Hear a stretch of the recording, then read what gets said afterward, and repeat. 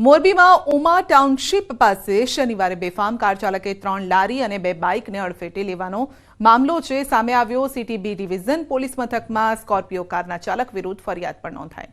પોલીસે મુન્ના રાવલ નામના કાર ચાલકની ધરપકડ કરી। કાર ચાલક નશાની હાલતમાં હોય અકસ્માત સર્જ્યો હતો તેવી કબૂલાત પણ કરી છે।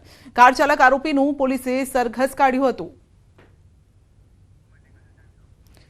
तो પોલીસે આરોપીની ધરપકડ કરી છે અને ત્યારબાદ સરઘસ કાઢ્યું। કાયદાનું ભાન તેને કરાવવામાં આવ્યું હતું। તો એક બાદ એક અકસ્માતની આવી અનેક ઘટનાઓ સામે આવી રહી છે। તો ડ્રિંક એન્ડ ડ્રાઈવના કેસ પણ વધી રહ્યા છે। એવામાં લોકો બીજાના જીવને જોખમમાં મૂકી રહ્યા છે। તો 3 લારી અને આ સાથે બીજા વાહનોને પણ અડફેટે લીધા હતા। અમદાવાદના દ્રશ્યો જોઈ લો। કાર ચાલક એટલો બેફામ બન્યો કે જ્યારે કાર ચલાવતો હતો ત્યારે તણખા પણ ઉડતા હતા।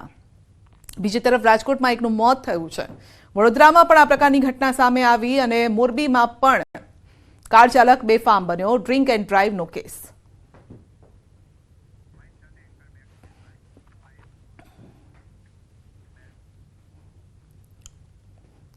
નકલી ડોક્ટર, નકલી પોલીસ, નકલી સીબીઆઈ ને હવે નકલી આઈટી અધિકારી। વડોદરા એસઓજીએ ઝડપ્યો છે નકલી ઇન્કમટેક્સ ઓફિસર। નકલી ઇન્કમટેક્સ ઓફિસર બની અને લાખો રૂપિયા ઠગનારની ધરપકડ કરાઈ છે। વર્ષ 2023માં છોટાઉદેપુરના પાવીજેતપુર તાલુકામાં ખેડૂતના ઘરે જઈ ઇન્કમટેક્સ ઓફિસરના સ્વાંગમાં આરોપીએ રેડ કરી હતી અને ત્યારબાદ નકલી દવાઓનું વેચાણ કરો છો તેમ કહી ખેડૂતની રોકડ રકમ સહિત 15 લાખ રૂપિયાનો મુદ્દામાલ લઈ આરોપી ફરાર થઈ ગયો। પોલીસે મૂળ દાહોદના એજાઝ શેખને તાંદલજાથી ઝડપીને કાર્યવાહી કરી છે।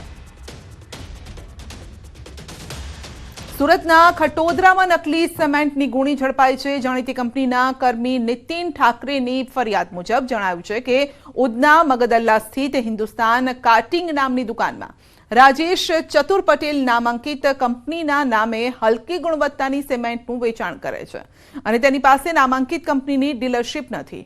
ફરિયાદના આધારે સુરત પોલીસે કાર્યવાહી કરી છે।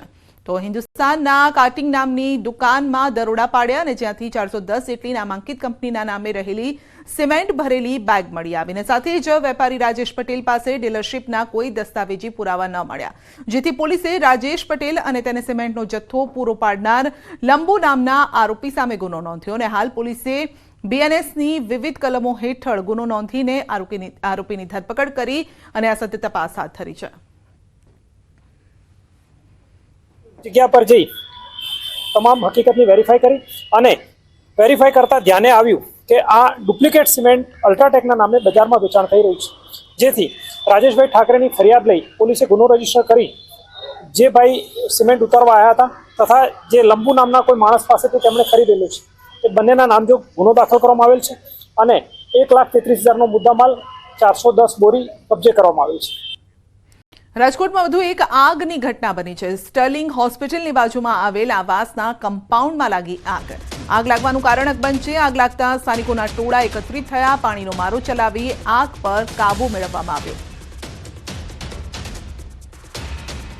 તો હોસ્પિટલ પાસે જ આગ લાગી હતી, જો કે તુરત જ પાણીનો મારો ચલાવવામાં આવ્યો અને આગને બુઝાવવાના પ્રયત્નો હાથ ધરાયા। તો હોસ્પિટલ પાસેના આવાસના કમ્પાઉન્ડમાં આગ લાગી હતી, ત્યારબાદ લોકો પણ ભયભીત થઈ ગયા। હોસ્પિટલમાં જે દાખલ હતા એ દર્દીઓ પણ તેમના પણ શ્વાસ અદ્ધર થઈ ગયા હતા, જો કે તુરત જ પાણીનો મારો ચલાવવામાં આવ્યો હતો। ભરૂચના ઝઘડિયામાં 10 વર્ષની બાળકી સાથે દુષ્કર્મની ઘટના બની છે અને ત્યારે આ બાળકી ઝડપથી સ્વસ્થ થાય અને પીડિતાને ન્યાય મળે તે માટે ભજન કીર્તનનું આયોજન કરાયું છે।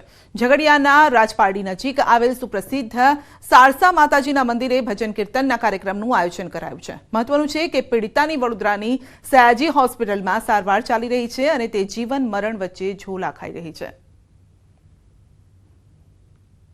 આજે માતાજીના સાનિધ્યમાં આજે અહીં અમે ભજન કીર્તનનો કાર્યક્રમ રાખ્યો હતો, જેના થકી તે બાળકી અને તેના પરિવારને શક્તિ મળી રહે તે આશયથી આજે અમે અહીં સૌ ઉપસ્થિત થયા છે અને આશા રાખીએ કે તેને સ્વાસ્થ્યમાં જલ્દી સુધારો થાય તે સાથે અમે અહીંયા કાર્યક્રમ રાખ્યો છે। જૂનાગઢમાં સિંહણે 13 વર્ષની બાળકીને ફાડી ખાધી। વિસાવદરના બરડિયા ગામનો સીમ વિસ્તારનો બનાવ છે। મૃતક બાળકી પોતાના પિતાને બેટરી આપવા માટે જતી હતી ને ત્યારે જ આ બનાવ બન્યો હતો। સિંહણ ઉપાડી જતા બાળકીના પિતાએ સિંહણ પાસેથી બાળકીને છોડાવી હતી। ગળા તેમજ શરીરના અન્ય ભાગોમાં ઈજા થતા બાળકીનું મોત થયું છે। બાળકીના મૃતદેહને વિસાવદર હોસ્પિટલમાં ખસેડવામાં આવ્યો। રાહલી બાટા નર્સિંગ નામની પરપ્રાંતીય બાળકીનું મોત થયું છે। 3 જેટલા પાંજરા ગોઠવી સિંહણને પકડવા માટે તજવીજ હાથ ધરાઈ છે। અમારા ગામમાં સાંજે 6:45 વાગે એક એવો બનાવ બન્યો છે। એમપીના મજૂર હતા તે ભાવલભાઈ સામજીભાઈ ગજેરણિયા મજૂર કામ માટે આવ્યા હતા। 2 દીકરીઓ હતી એ ગામમાંથી એની વાડી આવતી હતી તો એક સિંહણે સુવેરની અંદરથી આવી અને મોટી દીકરી 15 વર્ષની એને સુવેરા દઈને અંદર મારી નાખી। સુરતના હજીરાના અદાણી પોર્ટ પર થયેલ રશિયન વટાણાની ચોરીનો ભેદ ઉકેલાયો છે। હજીરા પોલીસે રશિયન વટાણાની ચોરી કરનાર ટ્રક ડ્રાઈવરને ઝડપી કાર્યવાહી કરી છે।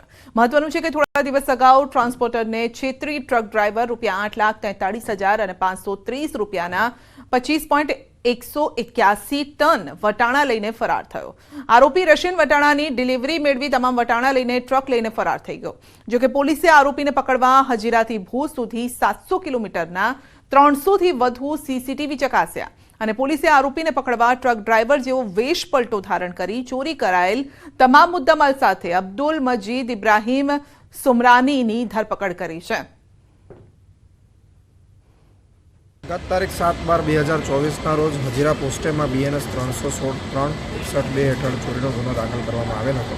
ઉપરોક્ત બનાવમાં હજીરા અદાણી પોર્ટ ખાતેથી વટાણાની બેગો જેનું વજન આશરે 25 ટન તથા કિંમત 8,43,530 જેટલું થાય છે તેને ટ્રકમાં લોડ કરાવી જે જગ્યાએ ઉતારવાની હતી તેને બદલે માલિક સાથે છેતરપિંડી કરીને અન્ય જગ્યાએ લઈ જઈ સગેવગે કરવામાં આવેલ હતો। વડોદરામાં વિદેશી યુવતીઓએ ઓફિસમાંથી ચોરી કરી છે। 2 વિદેશી યુવતી સીસીટીવીમાં કેદ થઈ છે। ઓફિસનો દરવાજો તોડી ચોરીને અંજામ આપ્યો। આજવા નિમેટા રોડ પર ઓફિસમાંથી સામાન ચોરીની ઘટના બની। વાઘોડિયાની ખાનગી યુનિવર્સિટીમાં બંને વિદેશી યુવતી અભ્યાસ કરે છે। વિદેશી યુવતીઓ ઓફિસમાંથી ટીવી પ્રિન્ટર સહિત 19,000નો સામાન ચોરી કરતા કેમેરામાં કેદ થઈ છે। કપુરાઈ પોલીસે વિદેશી યુવતીઓ સામે ફરિયાદ પણ નોંધી છે। તો દ્રશ્યમાં આપ જોઈ શકો છો કે ચોરી કરતી આ યુવતીઓ દેખાઈ રહી છે। ઓફિસનો દરવાજો તોડે છે અને ત્યારબાદ ઓફિસમાંથી ચોરી કરે છે। તો ટીવી પ્રિન્ટર સહિતનો કમ્પ્યુટર સહિતનો જે માલસામાન હોય છે તેની ચોરી કરવા માટે તે આવી હતી। તો આપ દ્રશ્યોમાં પણ જોઈ શકો છો કે ટીવી આ સાથે પ્રિન્ટર લઈને તે ફરાર થઈ રહી છે। વધુ અપડેટ મેળવીશું સંવાદદાતા હાર્દિક પાસેથી। જી હાર્દિક, ચોરીના સીસીટીવી આવ્યા છે સામે, મામલો શું છે? વિદેશી યુવતીઓ ચોરી કરતી દેખાય છે? બિલકુલ, જો સમગ્ર મામલાની વાત કરીએ તો વડોદરા શહેરનો જે આજવા નિમિટા રોડ છે ત્યાં અનંત સમૃદ્ધિ નામનું કોમ્પ્લેક્સ આવેલું છે અને ત્યાં જે એક ઓફિસ છે ત્યાં કોઈને જો મકાન કે દુકાન ભાડે લેવું હોય, વેચવું હોય એના માટેની કામગીરી જે છે ચાલતી આવી હતી। ત્યારે થોડા સમય પહેલા જે 2 વિદેશી યુવતીઓ છે ત્યાં તપાસ અર્થે ગઈ હતી અને ત્યારબાદ આ જે વિદેશી યુવતીઓ છે તેમને ભારતીય સ્ટાઇલમાં જે છે તે પોતાના હાથ જે છે તે અજમાવ્યો હતો અને આ જે ઓફિસ છે તેમાંથી જે પ્રિન્ટર, ટીવી સહિતની જે લગભગ 19,000નો મુદ્દામાલ જે છે તેની ચોરી કરી હતી અને ચોરી કરતા જે વિદેશી યુવતીઓ છે તેઓ કેમેરામાં જે છે તે કેદ થઈ ગઈ છે। આ યુવતીઓ વિશે વાત કરીએ તો વડોદરા શહેર એક ખાનગી યુનિવર્સિટી છે, ત્યાં યુવતીઓ જે છે તે અભ્યાસ કરે છે। ત્યારે જે પોલીસ છે તેમના દ્વારા આ જે ફરાર યુવતીઓ છે તેમની જે તપાસ છે, જે શોધખોળ છે તે હાથ ધરવામાં આવી છે।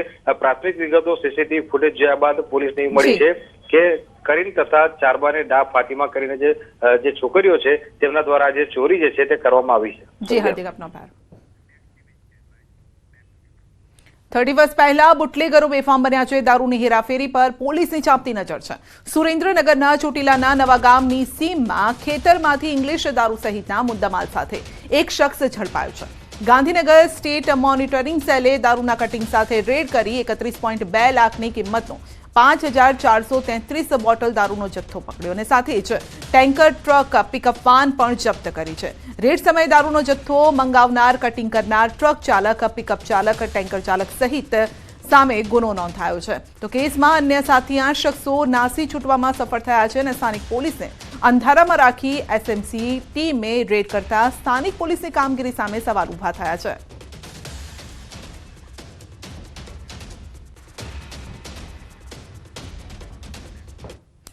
બુલેટિનમાં આગળ વધીશું।